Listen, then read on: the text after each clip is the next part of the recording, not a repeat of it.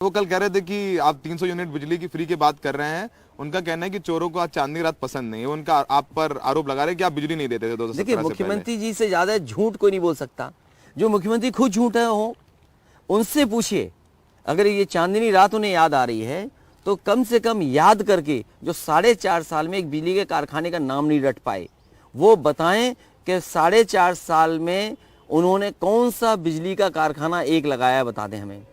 ठीक है सर, ये बताएंगे मुख्यमंत्री जी? नहीं बताएंगे, उनसे पूछेगा भी नहीं कोई। मैं चाहूंगा कि कोई न कोई उनसे ये पूछे कि अपने 4.5 साल के कार्यकाल में कौन सा बिजली का कारखाना लगाया। एक कारखाना बताएं जो बिजली का कारखाना लगाया उन्होंने। लेकिन बिजली का बिल महंगा दिया, और जैसे ही समाजवादी पार्टी ने तय किया कि हम 300 यूनिट फ्री देंगे, उसी समय उन्होंने बिजली के बिल को आधा करने का फैसला लिया। तो जब आधा आप आखिरी वक्त कर रहे हो, क्या 4.5 साल में जो आपने बड़ा बिजली का बिल लिया है, क्या जनता को वापस करोगे आप? वो सर, अब तो पाकिस्तान की भी एंट्री हो गई। आज संबित पात्रा आए थे, जो राष्ट्रीय प्रवक्ता है, लखनऊ में प्रेस कॉन्फ्रेंस करके गए।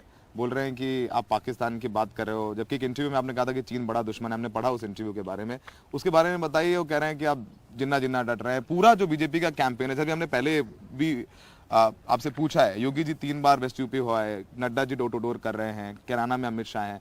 तो ये जो नैरेटिव है पाकिस्तान जिन्ना, फिर वही सवाल आपसे कि बीजेपी घूम फिर के हर दूसरे दिन इस बात को लेकर के आती है। भारतीय जनता पार्टी को अपनी चीजें याद करनी चाहिए, और उन्हें ये याद करना चाहिए कि एक समय पर उन्होंने कहा था कि हवाई चप्पल पहनने वाला हवाई जहाज पे चलेगा, हवाई चप्पल पहनने वाला हवाई जहाज पे चलेगा।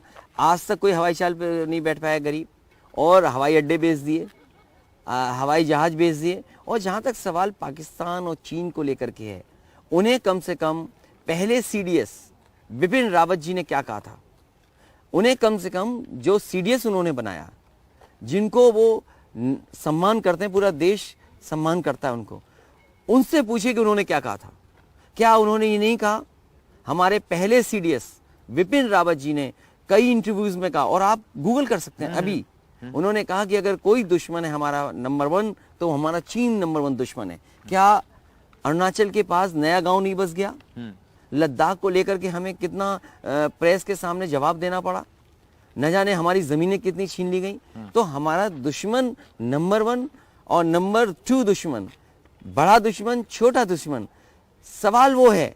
लेकिन भारतीय जनता पार्टी पहले सीडीएस जो बने थे उनका भी स्टेटमेंट नहीं पढ़ते हैं। जो लोग ये बात कह रहे हैं, उनसे कहिए कि तुरंत अपने बनाए हुए सीडीएस बिपिन रावत जी का स्टेटमेंट पढ़ें, उन्होंने क्या कहा। और जो बिपिन रावत जी ने कहा वही मैंने कोट किया है। आपने बिपिन रावत जी को कोट किया कि मैंने यही कहा, क्योंकि सीडीएस का कहना कौन नहीं मानेगा। अगर सीडीएस जितने बड़े जनरल हैं, अगर वो कोई स्टेटमेंट देंगे, क्या मैं उनका स्टेटमेंट कोट नहीं कर सकता? भारतीय जनता पार्टी को क्या तकलीफ है कि मैं सीडीएस बिपिन रावत जी का स्टेटमेंट कोट कर रहा हूं? उन्हें क्या तकलीफ है इससे? उन्होंने उतना वो क्लिप निकाल के वायरल कर दिया। नहीं, मैं इसीलिए तो मैं कह रहा हूं, मैं जब इंटरव्यू दे रहा हूं और आप मुझसे सवाल पूछ रहे हो, तो भारतीय जनता पार्टी को ये तकलीफ है कि बिपिन रावत सीडीएस जो थे, पहले हमारे सीडीएस हैं, उन्होंने जो कहा, उनका मैंने स्टेटमेंट कहा, तो उन्हें क्या तकलीफ है भारतीय जनता पार्टी के लोगों को?